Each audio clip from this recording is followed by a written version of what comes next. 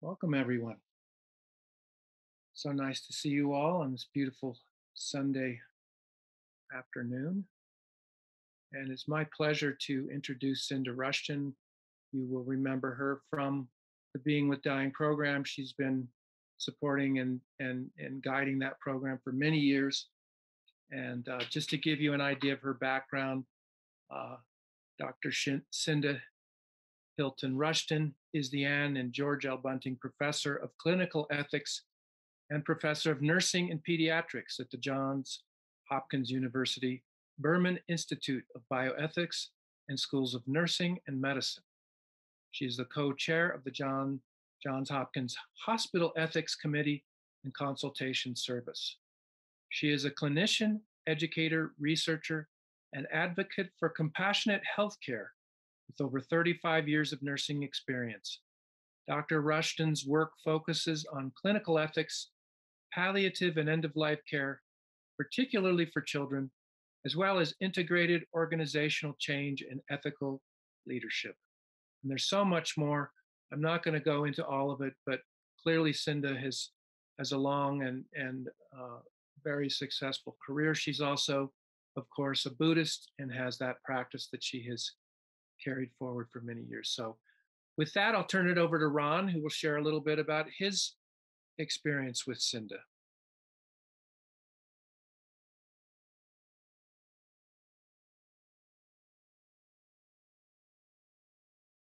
Thanks, James. And Cinda, thank you for being here with us. I met Cinda many years ago, a lot of years ago at Upaya through the Being with Dying program. And as the years went by, tracked her work. Had the good fortune of actually being able to work with Cinda with one of our families, a gentleman named Michael Golan, who was a good friend of Roshi Joan Halifax, who introduced me to Michael. Michael was the brother of the gentleman who was president of the board of Upaya, and he lived down in Maryland. So, through that, I called Cinda, let her know I was coming down, and I was fortunate to have her be with me as we were visiting Michael. And it was an incredible joy to be with her in that circumstance. Cinda's got an extraordinary book called Moral Resilience, Transforming Moral Suffering in Healthcare. Here's a copy of it. Cinda, for me, is an example of what all clinicians should be in the world of healthcare. And for me, that's one of the things I have such an appreciation of how she holds herself, being in the institution of healthcare, and yet bringing all that she knows to individuals and families, whether it's at the bedside or in a clinical office or clinical setting. Cinda, I opened your book this morning and I came to this. So I'm going to read a paragraph. It's just in the middle of something, and then I'm going to turn this over to you. This is phase one, voiceless suffering. Voiceless suffering. The first phase, voiceless or mute suffering, requires interventions that acknowledge the preconscious, in-choate awareness of distress, anxiety, or negative emotions. It reflects an inability to articulate and communicate one's suffering, or even to name it. Miller writes, those things about which we cannot speak or will not speak do not simply disappear because we don't discuss them. In fact, they gain some of their power over us because we don't have a language to vent them. They remain crouching in the shadows of our lives, unpredictable, a locus of rage, of despair, of fear, looking for an opportunity to be heard. Suffering in this way undermines one's autonomy, moral agency, self-esteem, and integrity. With that, I will introduce you to my friend and colleague, Cinda. Welcome, Cinda.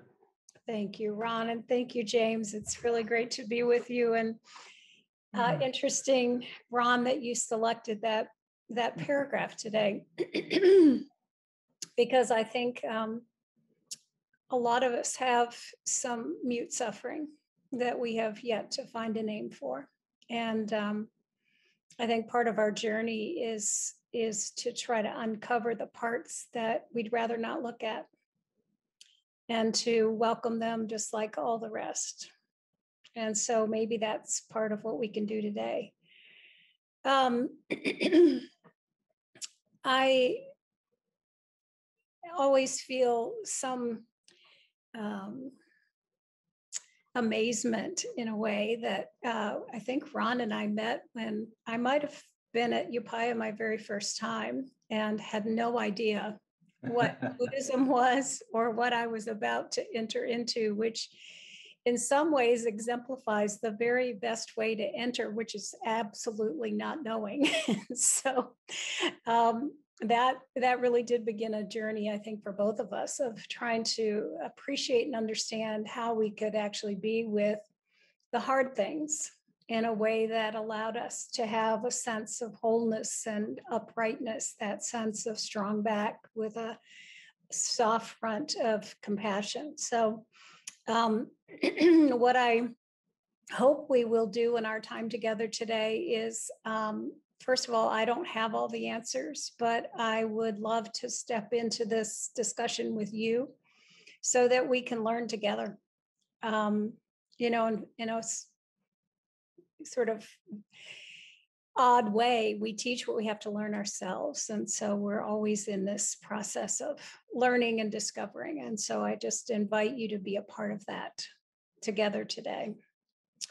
As we start, I'd like to get a sense of what was it that you took away from the Being with Dying program? What was it that stood out for you that has stayed with you since we were all together? Seems like a long time ago, but it really wasn't. What stayed with you? And I'd love for you to speak, or if you don't feel comfortable doing that, if you want to put a comment in the chat. So what stayed with you?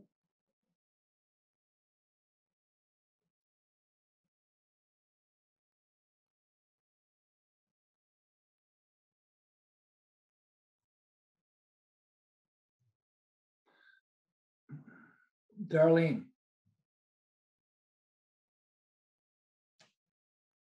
Hi, Cinda. Hi, everyone. I think for me, it was the grace practice, not just with, let's say, the people we are being with, but also for ourselves. Mm. And I think that, that was the big takeaway was also the focus on self-stewardship and finding these places where we're lacking integrity. So well, thank you, darling. That's thank you. Wonderful. What else?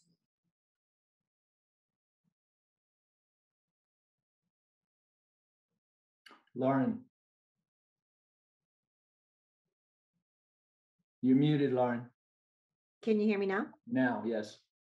For me, it was definitely the compassion piece.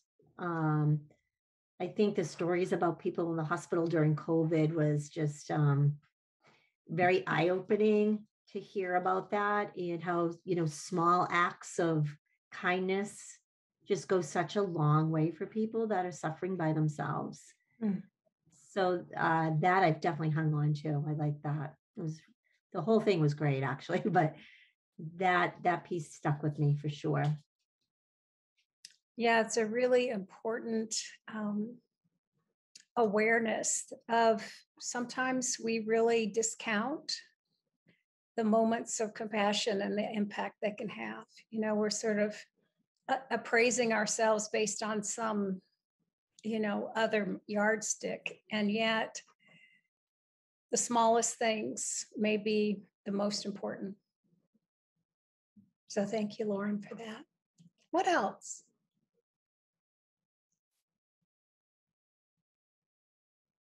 think for me, I just appreciated the opportunities we were giving to,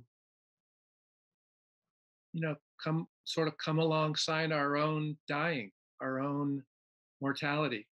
And this is something Ron has emphasized so much over the years, that to do the work that we do, it's really almost impossible to do it if you don't have some level of comfort with your own dying, and just have really visited it, and actually befriended it in some way, and made an ally of the power of, the finitude of life. It's inspiring if we can embrace it. And so, and yet, as a culture, we generally don't. And I certainly know I've avoided it as much as possible. So even though it's uncomfortable, I think that the gifts from that are tremendous. Yeah, James, thank you so much for that. People ask me, how do you keep doing this? I'm sure they do to you too, Ron, and others, And it's interesting because for me, what I've learned most with being with dying people is how to live. And being able, every year you've got the very abbreviated version, but our contemplating our priorities every year has been kind of a a marker for me. Where am I now? Where are my edges? The first time I did that practice, I did pretty well until I got about 10 years from right now. I had young children. I was a single mother, and I was terrified that what would happen if I died today to my children.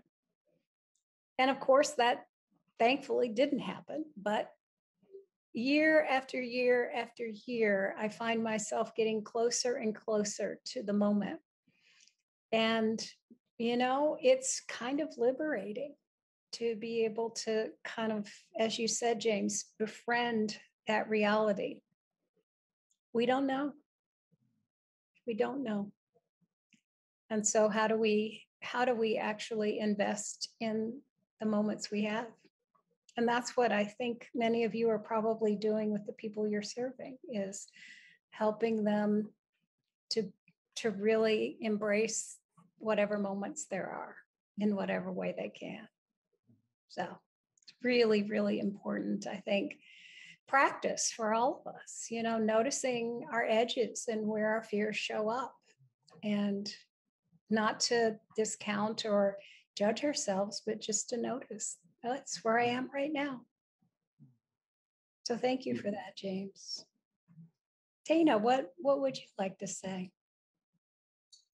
Well, it all resonated, but I think the 9 contemplations really struck me because they're so concrete, blunt, matter of fact, inarguable, and yet people try to avoid them all the time. And so I found them to be comforting because of that. Actually, not the avoidance part, but the concreteness part. And I just literally got back from a trip to Pennsylvania and New Jersey to see. It just worked out really, really well to see some old friends, to see my brother I hadn't seen in a while, see my daughter. And I must have been a lot of fun to be with, but a lot of the discussion was around death and dying. People I've known my whole life. One person who was not there when my husband was dying, I got to talk it out with him a bit, but other people who I've been able to support when their parents were dying and so on. And it was just a really profound experience. And I think if I hadn't been through what I'd been through and some of the training here, I'm sure I wouldn't have had those very deep conversations with people. So, and I think a lot of my friends have reached some of the same conclusions, that it's better to be there with somebody who's dying than to avoid it and act like it's not happening. Mm-hmm. And you get some very profound experiences from being there for people. From showing up, right? Exactly. And I think one of the things COVID has forced all of us to consider is our own mortality. And this delusion that we have that somehow won't happen to me, it's going to happen to all those other people, but not me. And yet we know that's really not true. And what's interesting, and I think you're exemplifying, Dana, is that when we can become vulnerable with our own knowing of our, the impermanence of our lives, that we can invite others into a conversation that probably in some cases will seem, too much. But my sense is that a lot of people are actually yearning for a kind of connection with themselves and to have an honest conversation instead of using so much energy to avoid it. Well said. Yeah. Yeah. So thank you for that. Mhm. Thank you for that. Michael. Hey, everybody. Yeah, I just really want to piggyback on what everybody really has said, but that weekend just really split me wide open for a number of things. Like I was blown away that, we would have those nice meditations and some stretches before the talk and during the day, and it just kind of centered me. And the most profound thing is when we're talking about coming up with a difficult client and how do you handle that. And I knew as soon as that was talked about, it's like, oh, okay, next one's going to be difficult, because I've been blessed that the people I've been with were just a really beautiful experience. In any case, sure enough, I think it was about 2 to 3 weeks after that weekend, Ron had wanted to know, did I want to check on this one guy? And I was like, absolutely. Now, he had asked me before, maybe a year before that. And this guy lived in my hometown. I knew his family. I knew his parents, and I had a lot of baggage that went along with that. And then when he asked me, it was like, and then I was waiting. It's like, how am I going to do this? And then the way I did it was I just thought about, just being present. I'm to be of service. That's my job. And I took a moment before I even got to the house to just sit quiet. And for me, I asked my ancestors to come with me. And I walked in that door, and I can't even tell you how it was a beautiful experience, because it was like, as I walked across that lawn, and in that walk across that front yard to their door, something happened. And there was none of that. There was none of that garbage. There was none of that judgment. And I just went up, and he was in his wheelchair, and I just went up and just grabbed him right by the hand and just looked right in his eyes and told him I was there to help him out in any way I could. And how about a nice hot towel shave? And it was an experience that just absolutely blew my mind. And I would not have been able, well, I know I would not have been able to do that if it hadn't been for that weekend. Because, and also after that, I joined a Sangha, and we're reading the 5 invitations. That's what we're doing in that weekly meeting. And it's just, it's just so powerful. So powerful. And the part about our own dying, I actually have a journal that I have going that it's just for that. It's like every day I come home and I jot down on a piece of paper something I thought of, and then I add it to the journal. It's actually kind of fun. And yeah, so that's it. I just identify with everybody that's speaking. Nine Contemplations just really, really rocked me. That's yeah. So thank you. Michael, wow, thank you. That's such a beautiful illustration of mindfulness and compassion in action. And I wonder, as you reflect on that experience, what was it that you drew upon in yourself that made it possible for you to show up that way?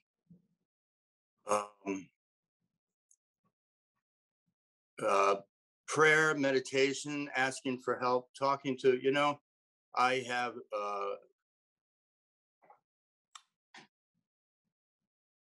a man that passed away recently that was my mentor for 34 years.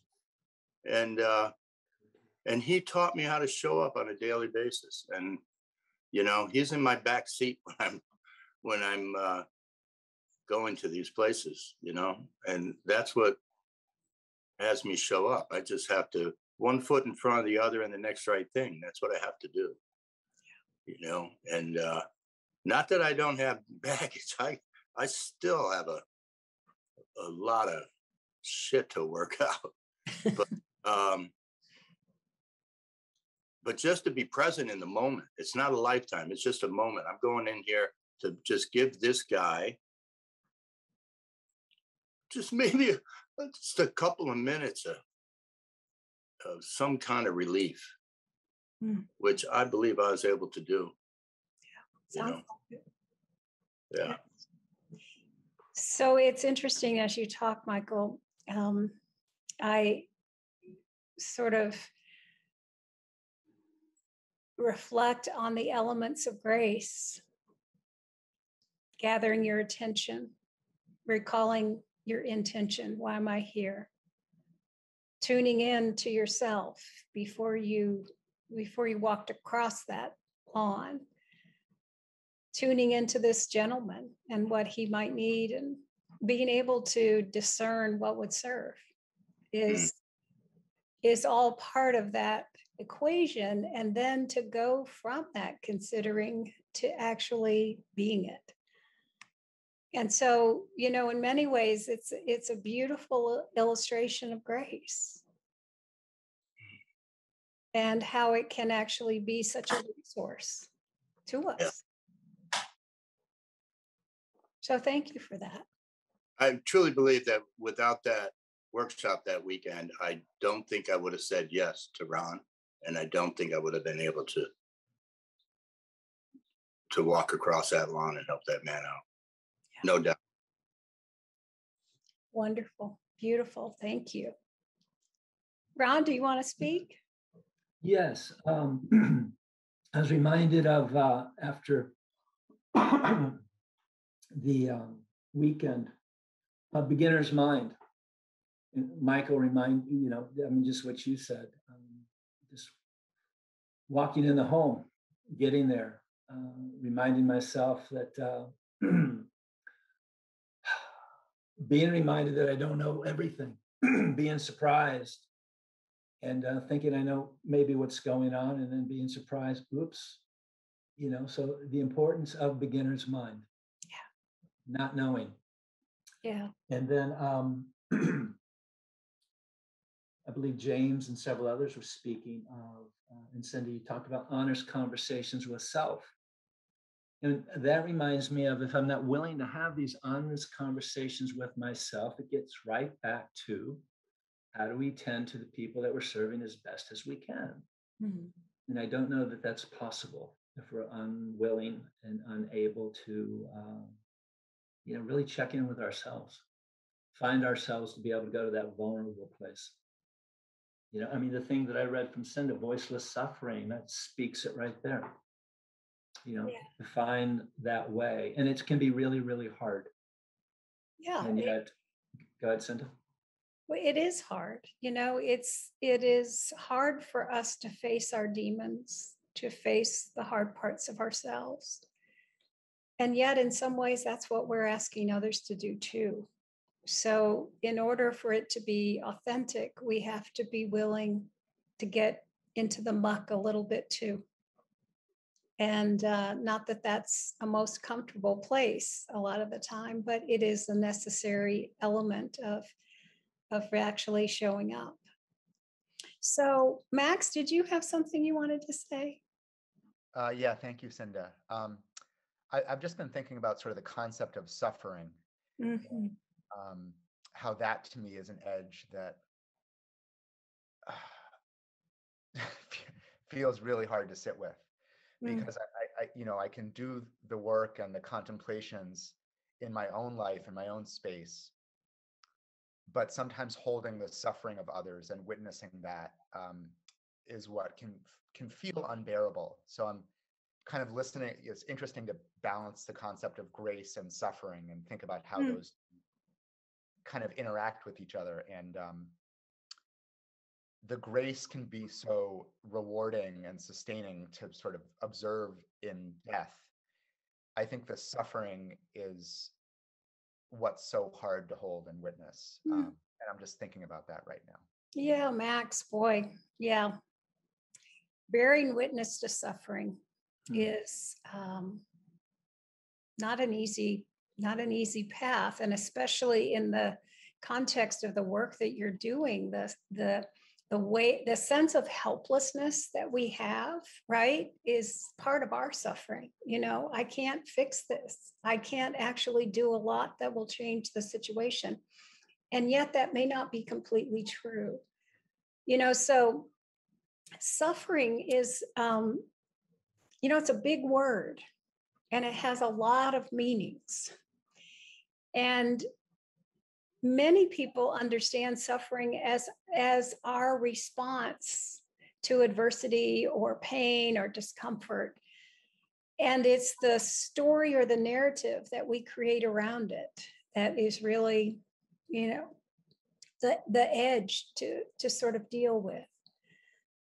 And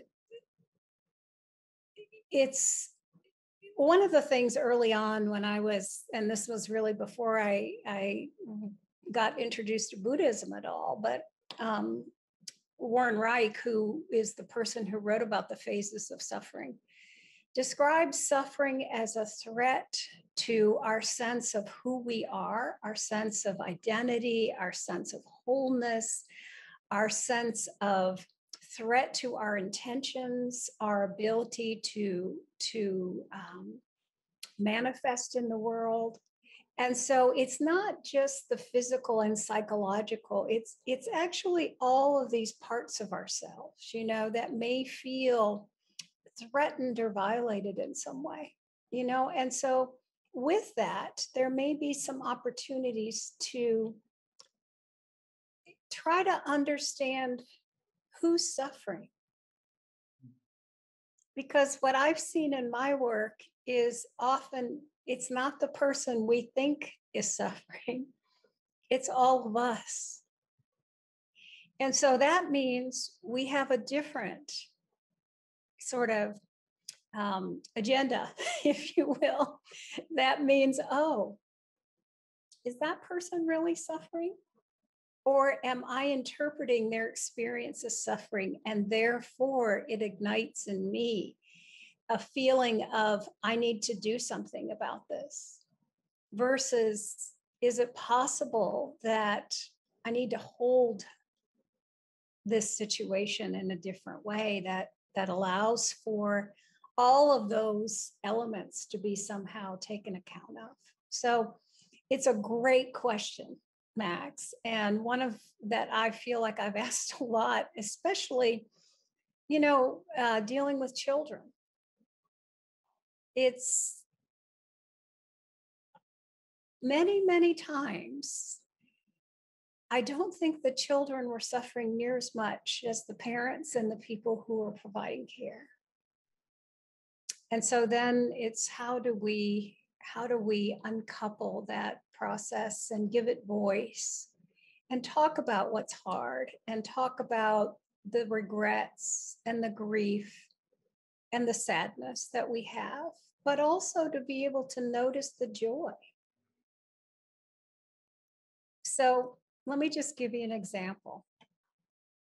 many years ago, I was working with a group of parents. I had always been very interested in how to bring the voice of parents into decision making.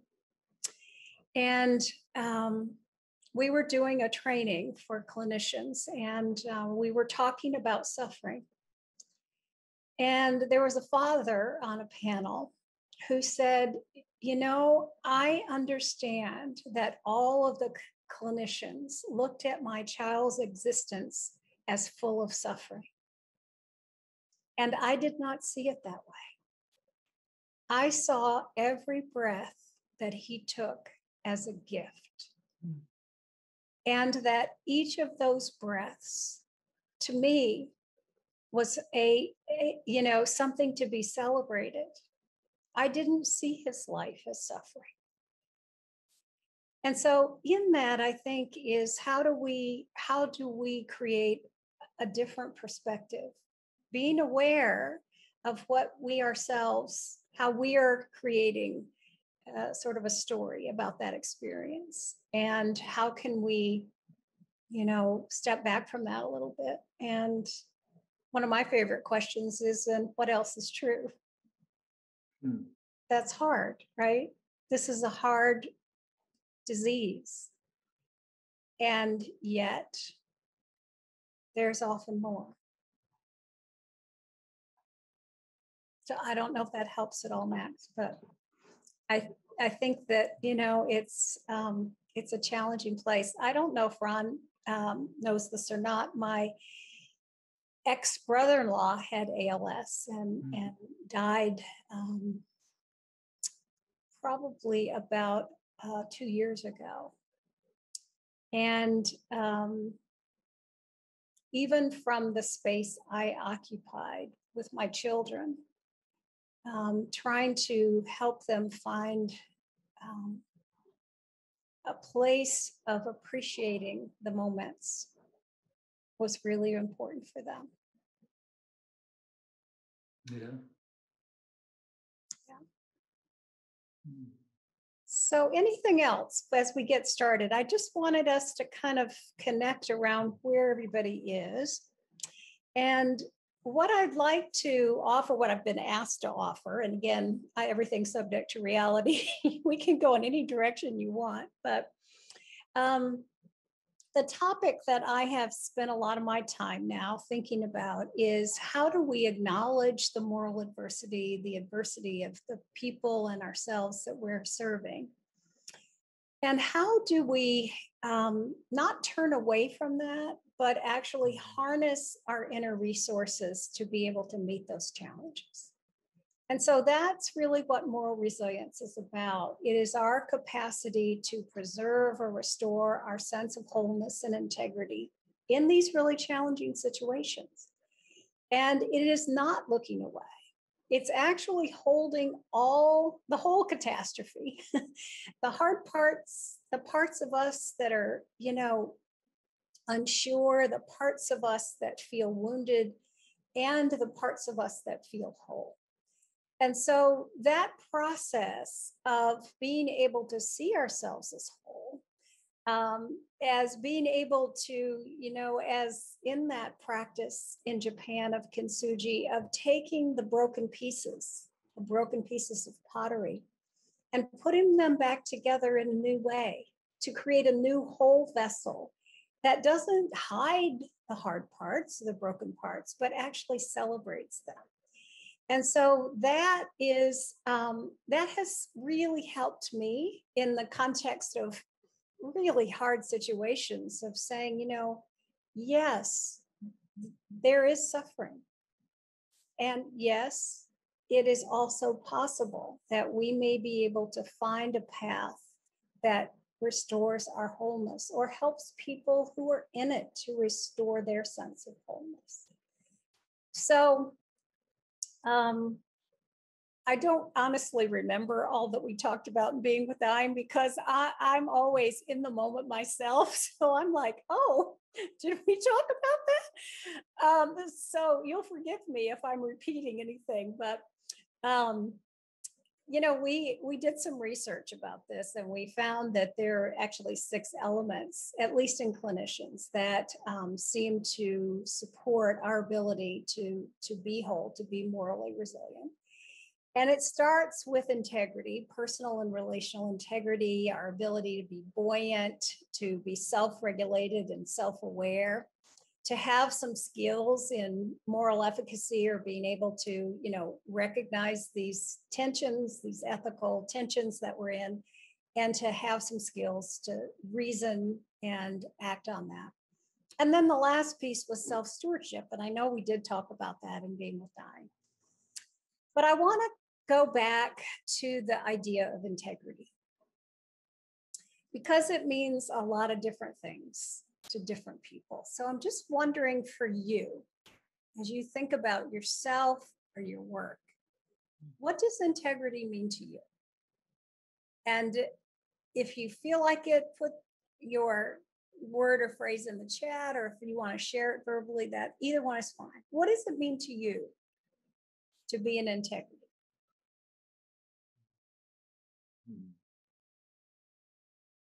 Being true to your word. Aaron, thank you.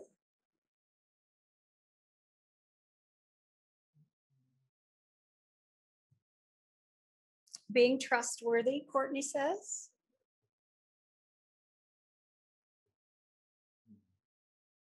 It's kind of a big word, isn't it?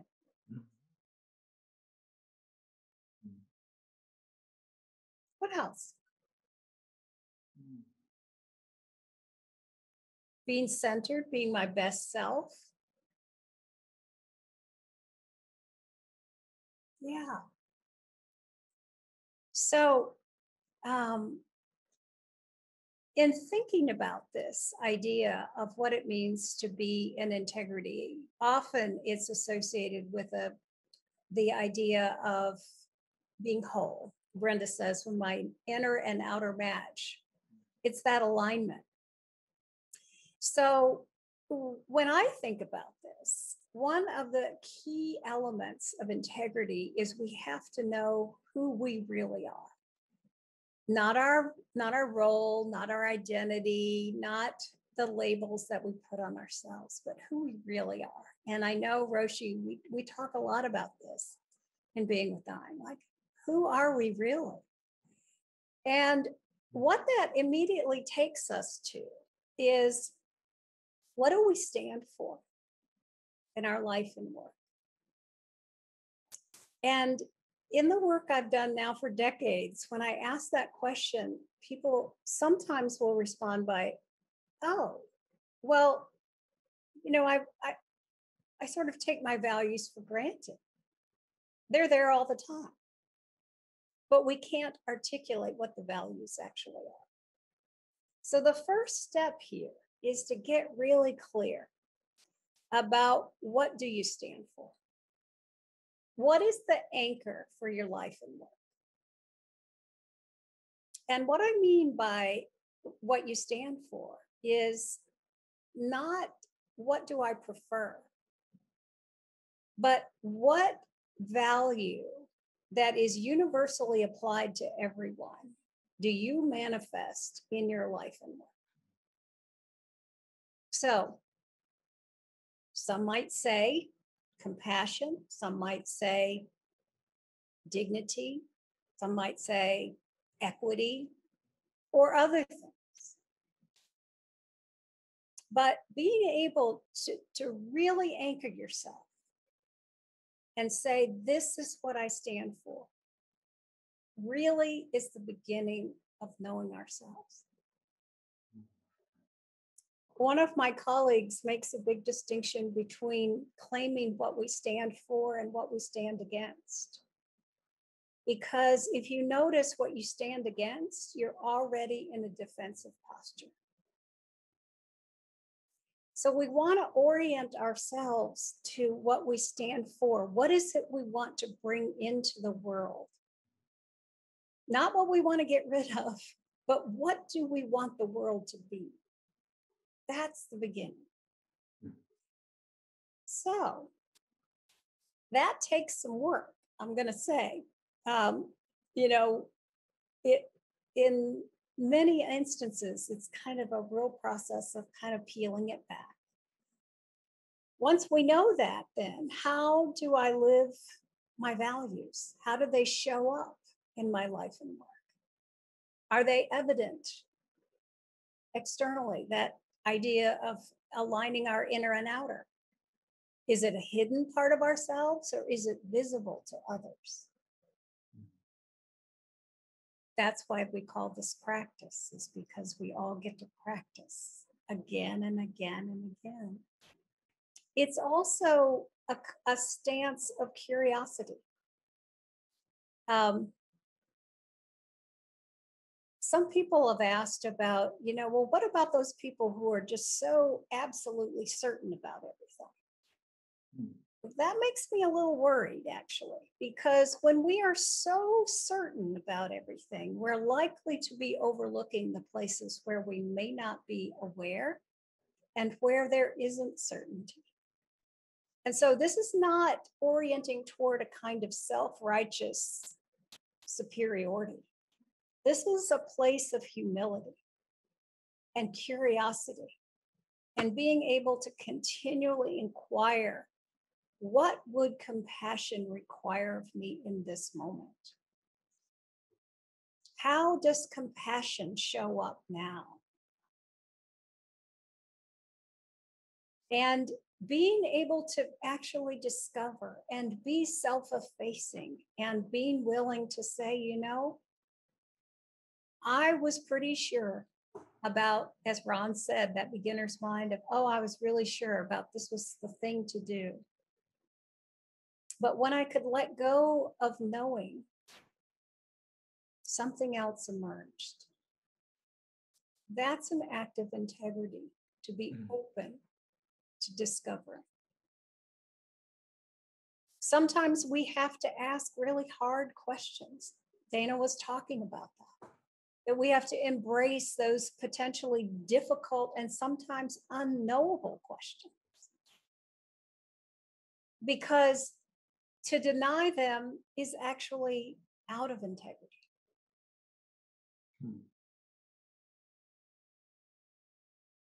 Speaking up for what we stand for, not remaining quiet and silent. Many people think that compassion is this really weak stance. Compassion is fearlessness. Yes. It's fierce to stand up and say, no. And that requires courage. Courage is often the engine of integrity because it's not easy to live our values. It's not easy to show up as Michael did. Sometimes we have more resources than others to be able to do that. Integrity also means that we have to know and honor our limits. And if there's one thing I want you to take away from today, is that investing in your own well-being is an act of integrity. It is not a selfish act. It is not a weak act. It is an act of honoring ourselves and our limits with compassion.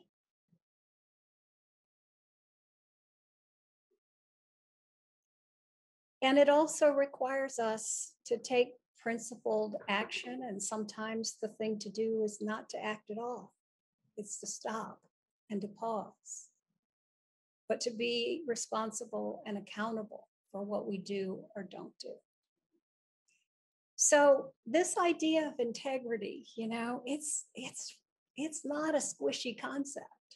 It requires a lot of us. And the truth is that we're all in the process. There are times when we are right there, fully aligned, and there are times when we are not. And that's the human condition. So we start with knowing ourselves and how we show up. And then we move into the other part of integrity, which is what Kaz Tanahashi called whole oneness. That our integrity is fundamentally intertwined with the integrity of others. So when you think about your work, your integrity is very integral to the integrity of the people you serve. So being able to see that interrelationship, all boats rise and fall together.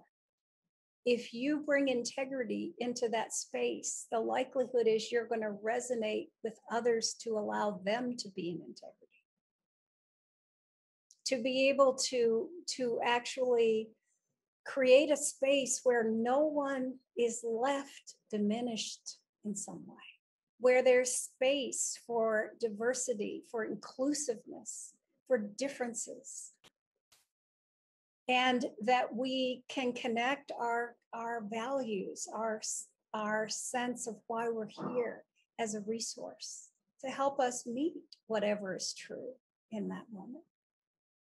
So for me, when I think about, integrity and the sense of relational integrity, it opens up a bigger space for us to think about, how do I bring myself into relationship with everyone else? Because the truth of the matter is, you can know what you think all by yourself, but in reality, we're all negotiating in relationship. Right? So it's like, great, I'm really happy you know what you think. But now we're all together and we have to figure out, how do we create space for all of us? What does that look like? So I'm going to pause right here for a second and just see, what do you think about all that?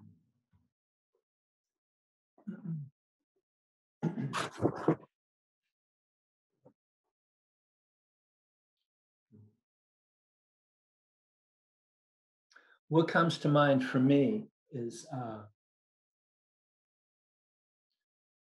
compassion and showing up. It's not just being of service, but what rings really true for me is selfless service, which in turns for me means not being attached to any particular outcome, selflessness.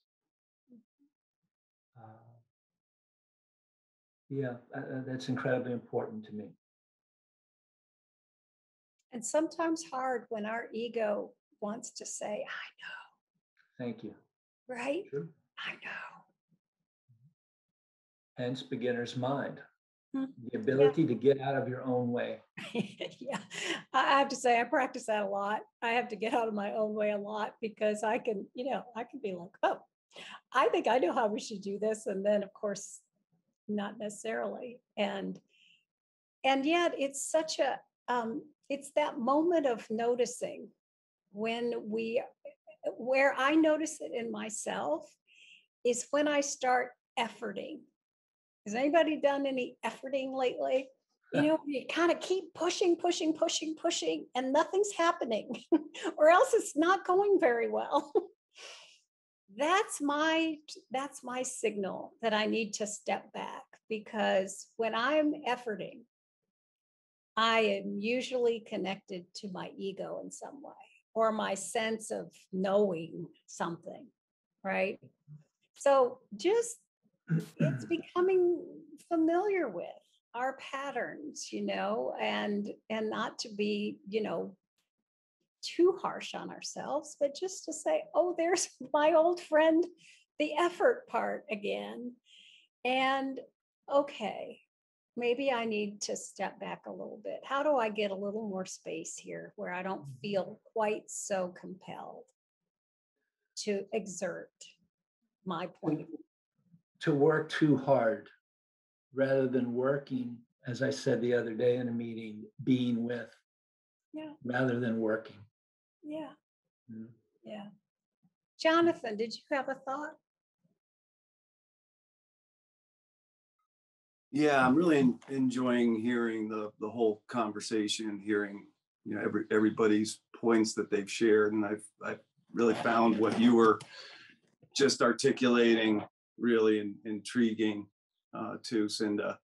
Yeah, and where because I was trying to get my mind around, I think of myself as an integrous person, but I'd never really been challenged to articulate that and define it. And Ron just touched on it a bit, where I landed on it. And I think, if I think of the spectrum of selfishness to selflessness, or if I think in my life, if I could articulate what I try to do is be as heavily focused toward the concerns of others rather than the concerns of myself, is where I try to go. Of course, that's you got to be very careful with that, because you can't go 100% other focus. That's where the concept of self-care and how important that is, as you were just speaking to, comes in. But if you have a foundation, I find really a lot of what I'm focused on, and Lauren was speaking to this in the last session, is just trying to really take good care of myself and let that be the foundation. If I'm loving myself and caring for myself, then I think it naturally opens the door up to being able to risk it a little bit and go harder toward focusing towards others' interests, essentially. Yeah, that's really a beautiful example, I think, of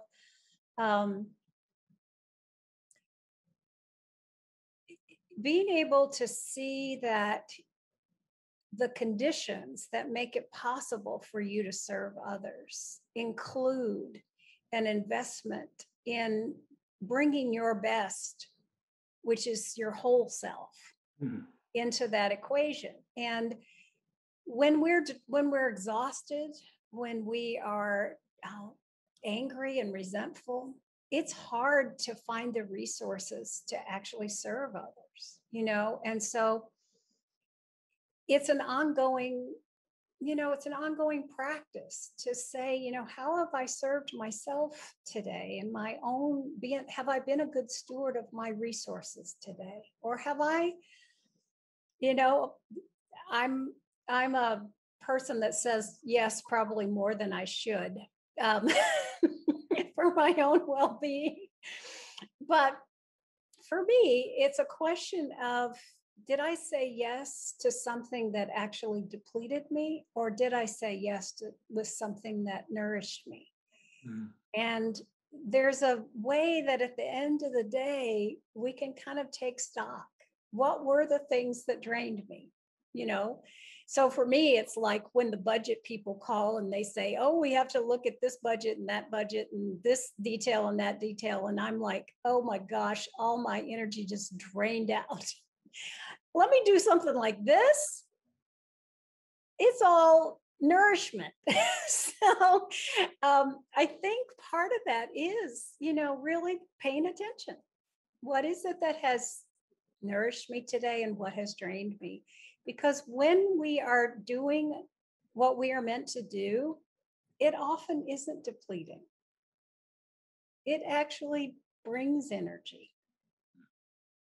So just noticing, when am I being nourished?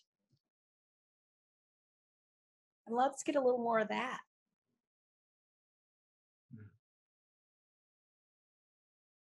So I'm aware of our time. It's 2:00 now.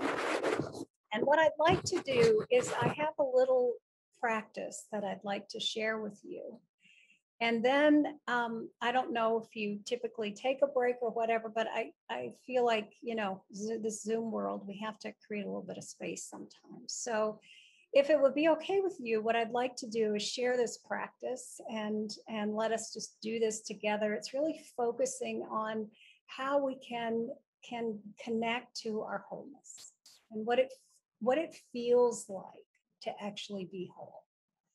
And then we can decide what we want to do. Is that okay, James and Ron?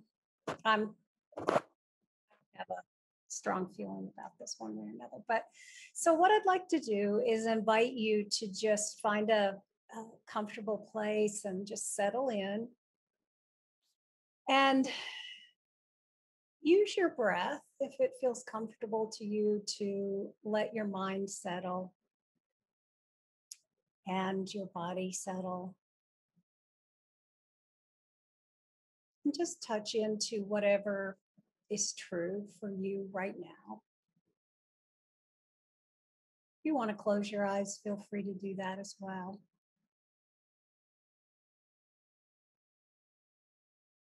And just inviting your breath to be natural. Noticing the inhale and the exhale. Not forcing anything, just noticing your breath.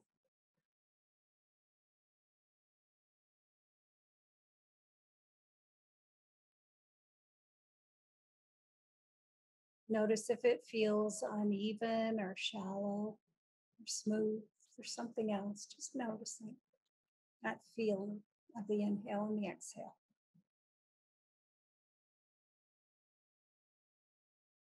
And then on your next inhale, really allow yourself to feel the sensations of filling your lungs completely. And when they feel full, just to slowly exhale, that feeling of letting go.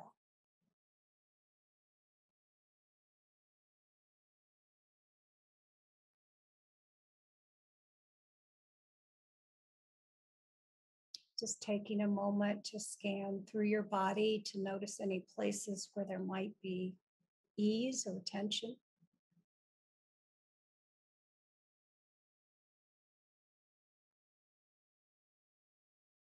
And just trust whatever you discover without judgment. Just let it be.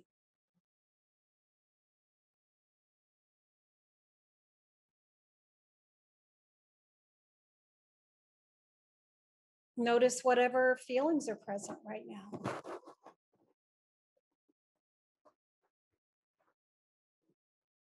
Whatever they are.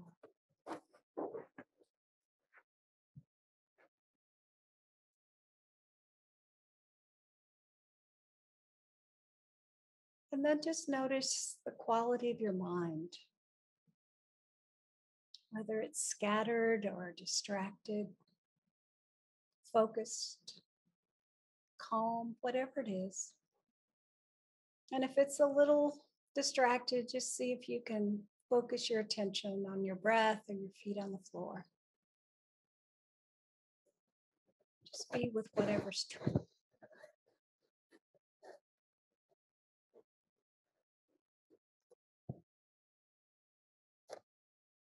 And from this place of awareness, I'd like to invite you to recall a time when you were true to your values that anchor your life and your work. When you were true to what matters most to you.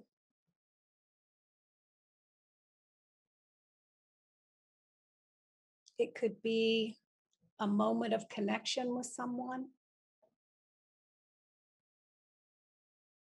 It could be a moment when your values were made visible in words or actions. Maybe when you made a decision that was actually aligned with your essence, your moral core, if you will.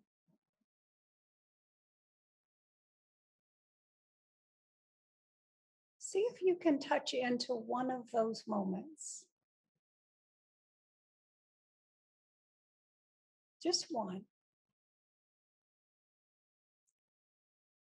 And if you find that inaccessible right now or can't seem to locate one of those, just notice that without judgment. Just notice that. See if you can just give yourself a little bit more space.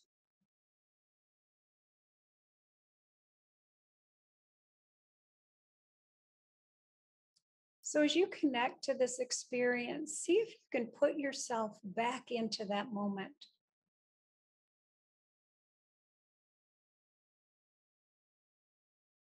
See if you can see through your eyes in that moment.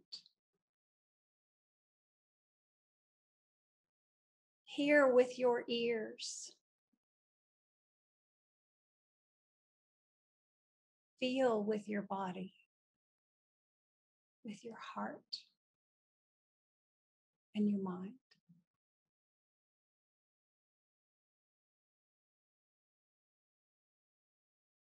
Really connect to that moment and be curious and open.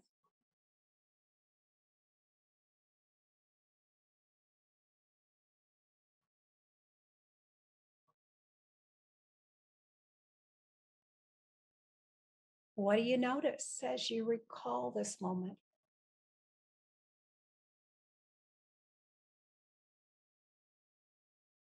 What thoughts are arising?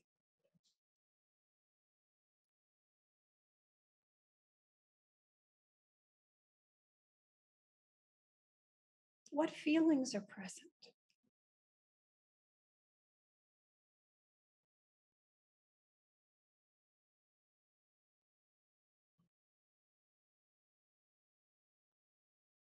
And if you can, notice what part of your body resonates with this experience.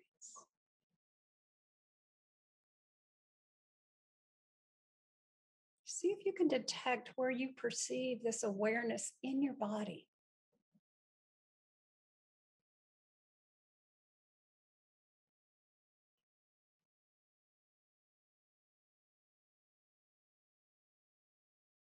And then see if you can gather all these sensations, these feelings, these thoughts, the energy of being whole in body, heart, and mind. And if it feels comfortable to you, you might want to just place a hand on the place in your body where you perceive this awareness and just rest there, just for a moment. See if you can just touch into that place in yourself, in your body where you carry this memory.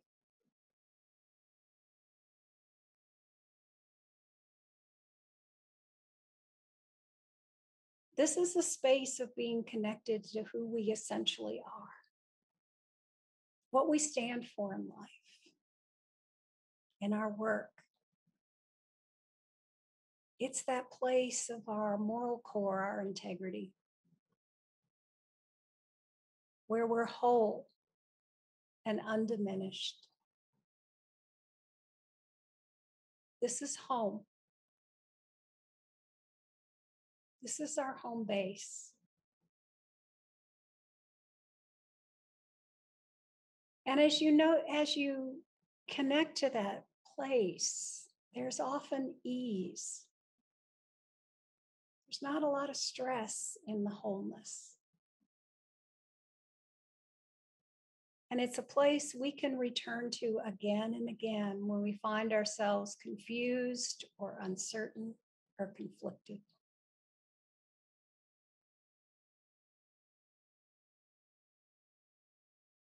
We can always find our way home by remembering and reconnecting to this place of wholeness that you carry in your body, in your heart, and in your mind. So see if you can store this remembering so that when you need it, you know where to connect and how to find your way back home.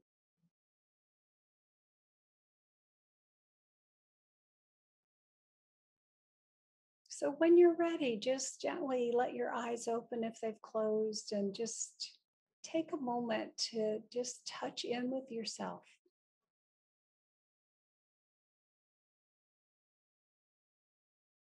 What do you notice?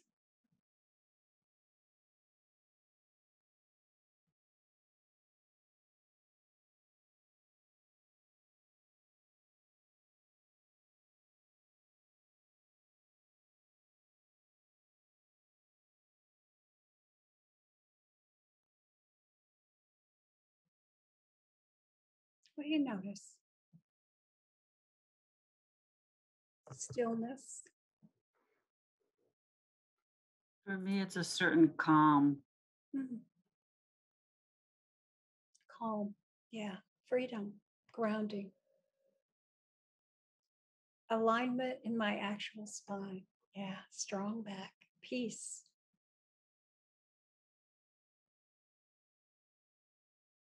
Open heart.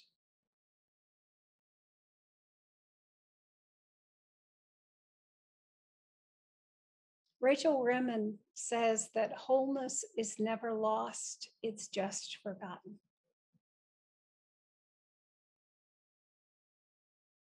So part of our practice is to find our way back home.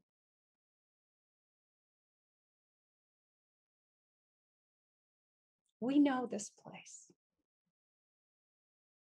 And sometimes it gets covered over by all the distractions, by all of the hard things. But this is the place where, if we can really come back home, that's where our actions are more likely to be manifest, to demonstrate who we really are. One's authentic self. Yeah, and whatever it takes for you to find your way back home. I have a wonderful friend, Zuleika, who Ron knows, who's a dancer and a story dancer, and she sings about how much more time will you spend at the Wayside Inn? Don't you want to come home? And I think we all kind of want to come home, but we lose our way sometimes. So what I'd like to offer is, when you find yourself in that place of being confused or not sure what to do, one of the things is to see if you can find your way back home. See what happens. James? Shall we take just a couple minute break and let people use the bathroom or take a little, just like 12:15, come back? And Before we do that, Brenda, did you have something? Yeah, and maybe this isn't the place to raise it. I just notice in myself that resourcing, because I live alone a lot, I spend a lot of time alone, that for me to resource that sense of alignment isn't difficult in solitude, or it's not difficult to find it in certain circumstances. But I want to name for me the tensions that exist and the expansion of the tension that exists in some of the families and the circumstances, that even to ask in some of the gatherings for folks to kind of center and breathe when breathing is laborious, or to communicate or express what they're experiencing is also difficult if their voice is, if communication is super challenging. And also, I don't notice my assumptions operating as clearly when I'm doing my own spiritual practice and my own daily life and my own routine. I don't notice the tension. I don't notice the contrast as much when I'm doing it solo, and my assumptions get really raised when I'm in the presence of somebody who does it differently, or somebody who really, if I would wish for an experience of non-suffering, or to offer some relief, and it's not on their agenda at all, because suffering is so much the water they're swimming in at the moment. I just want to name for me all of those kind of expanded tensions. And I know in the field that you're in and looking at bioethics, tension is not new or foreign to you either. No. So it's a little bit of how to weave that sense of resilience or that sense of resourcing into the most complicated, or into the situation where I'm most reactive. So great question, Brenda. And do we want to take this up after the break real quick? Because I would love to talk about this because it's Sure. really, really important. It's an important question. Would that be okay? Let's Yes, just like we'll come back. 5 minutes and 5 then, minutes. okay, 5 minutes. cool. Perfect. Sounds good. See you soon.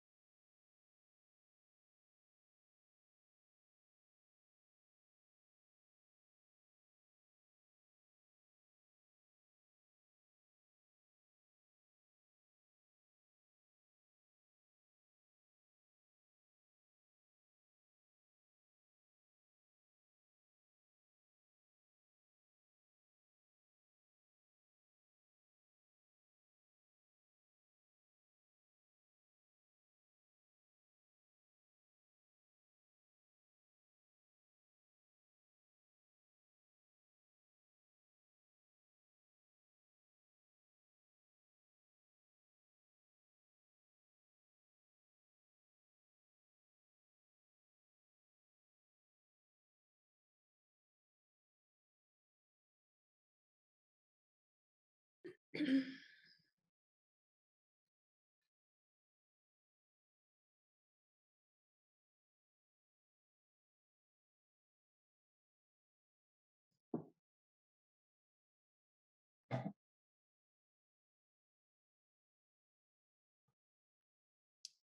I hope everybody got a moment of whatever you needed.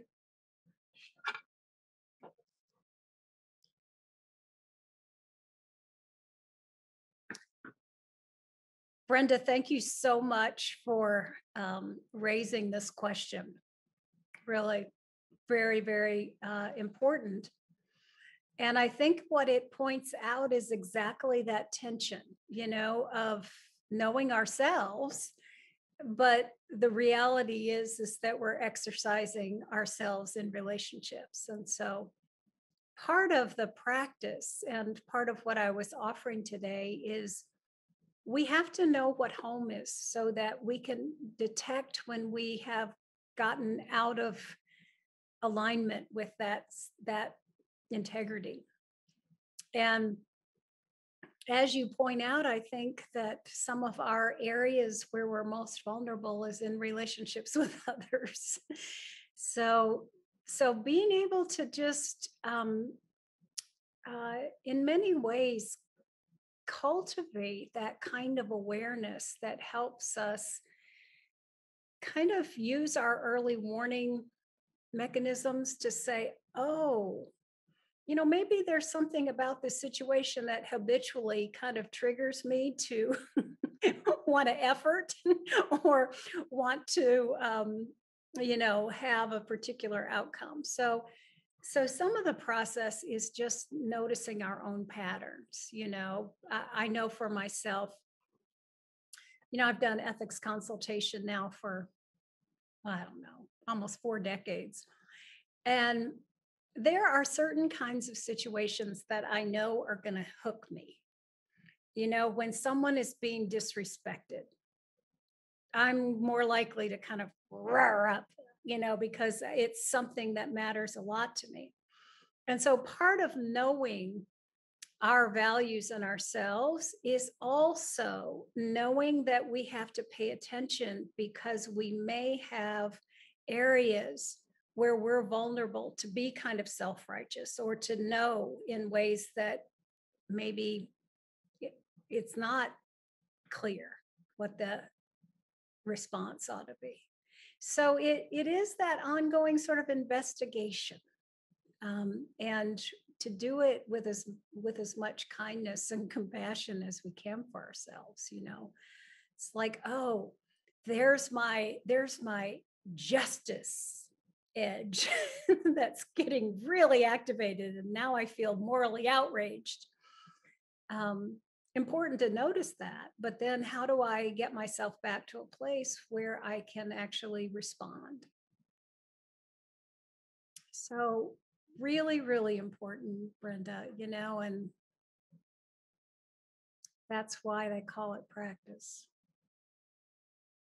And the word respond, your word respond, I can tell in a personal or a work or a professional setting when there's a spaciousness around my response that allows even more room than anybody might even be comfortable with immediately because it isn't filling it up. Reactionary or my reactions to someone suffering or my reactions to feeling the need to contribute in a particular way or my reactions to, what others might think or how others might approach, a question that I ask. It's a difference between a response and a reaction, I guess. And that's one of the things that drives me back to my question of integrity for me is what is the trigger that causes the reaction in this moment? Yeah, so it's such a great one. One of the questions that I find myself asking myself and sometimes others is what could be done in this moment to restore the dignity of everyone? Mm. Mm.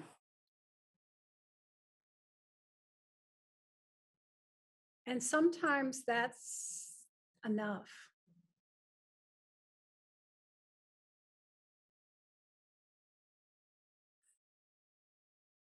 Thank you. Yeah.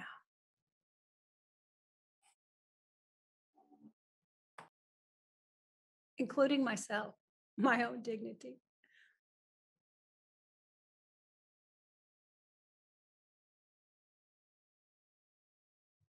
Lauren.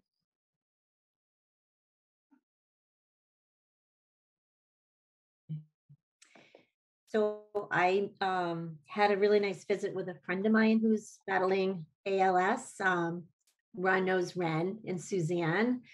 And Ren just gave me some great advice while I was chatting with him about how quickly we judge or respond to people.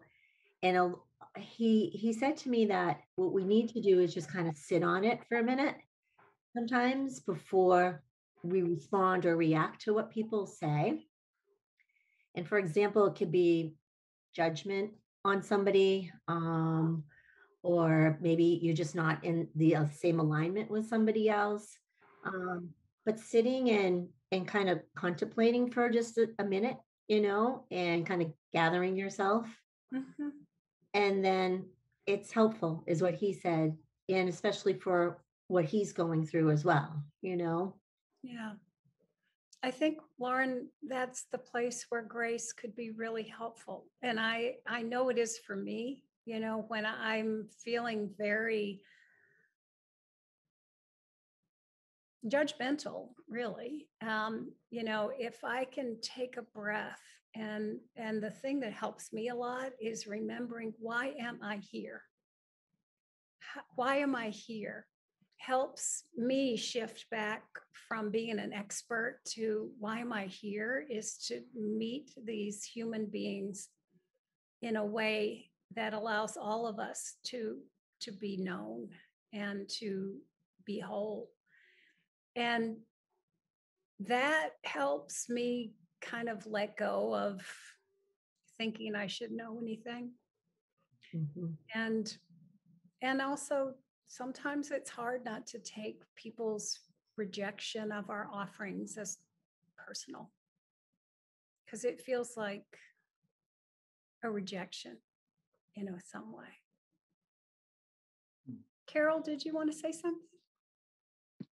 I think it's really talking about sitting with people and allowing the quietness. Mhm. And we really just have to do that as practitioners. Part of our training as social workers is to really sit with people and let them speak. We're not there to provide answers. We're there to guide. We may be there to comfort. But allowing oneself to have the quietness is really what we just have to provide that. And it's our discomfort to do that. And sometimes we look to provide answers because we feel like we want to fill that time. But sitting with quiet is really how I practice as best as I can, and want to continue to do that. And it's, to sit with my own feelings during that time. And I always say to myself, when I stop feeling or having reactions is when I need to find different work. I want to be able to react and have personal feelings for the rest of my life as long as I'm in this work. It doesn't mean that I'll share them with the person I'm with, but I want to continue to feel. That's all I just wanted to say.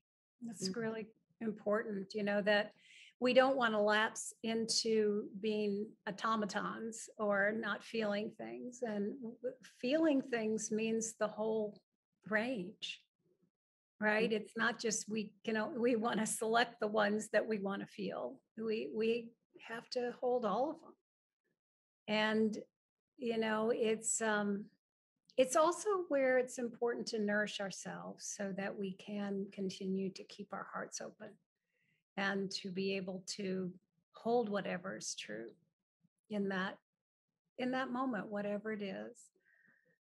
I just noticed the time. And James, Ron, I'm looking for a little guidance here. Okay. I guess we're at the end, yes? So a couple more comments. One that I have is remembering the pause. To pause, to be able to sit in empty space, not having to have the answers. Ren is here at the center, actually. They just pulled in, and his wife and kids. Cinda, the question, what can be done in this moment to restore the dignity to everyone, is an extraordinary question. And as you said that, as you asked that, I was thinking of some of my families that I could share that with. I was imagining and just them sitting there with their mouths wide open, unknowing how to answer that. And me just sitting in that silence. It's something to ponder. Yeah. Right? It's a beautiful thing to leave people with, to ponder. Yeah. Right? Not to have to fix it or to answer it or to make them engage in that. And, it's being with, it's sitting with. Yeah. Anyway, those are my thoughts. James? Yes, really wonderful dialogue and beautiful process that you shared with us, Cinda. But I wanted to come back to what you said at the very beginning, and it seems really relevant to me personally and maybe to others. And that is this idea of integrity means wholeness of all of who we are. And it means embracing that in us which we do not like, that part of me which doesn't reduce suffering, but creates more. That's sometimes angry and bitter and even unconsciously, like I don't even know it. It's back here, but there's this like agitation that's kind of pushing me and I don't even realize it. And it's so like, I would like you to say a few words about making those aspects, those shadow qualities conscious, and then learning how to love, that in me, which is not kind, that wants to do harm sometimes, and that's really hard for me personally. Well, it's hard for everybody. It's hard for me too, like it's the ultimate challenge, isn't it? How do we not look away from ourselves? And how do we not abandon those parts of ourselves that are also who we are? So it is turning the practice of compassion over and over again to say, yes, that's true. And what else is also true? We are all those things. And expecting ourselves to, integrity is not perfection. It is not perfection. It is turning toward all parts of ourselves.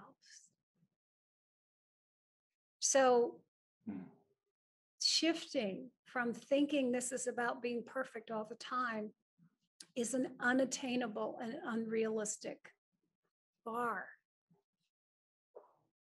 It's how can I be the best I can be in this moment? And what do I need to do to restore integrity in the next moment?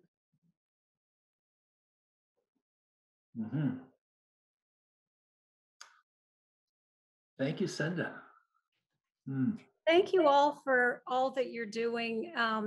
I just admire you for stepping into some really hard places. And it's a huge place of practice and it's a huge place of service. And so I just really appreciate what you're doing and really hope that there was something that we talked about today that will provide you with some nourishment and some resources as you keep doing your work.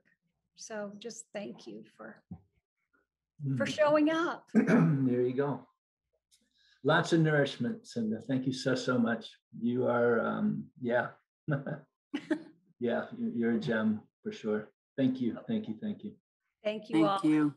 Have a great afternoon. Thank you so much. My best. Thank you. Everybody, see you soon.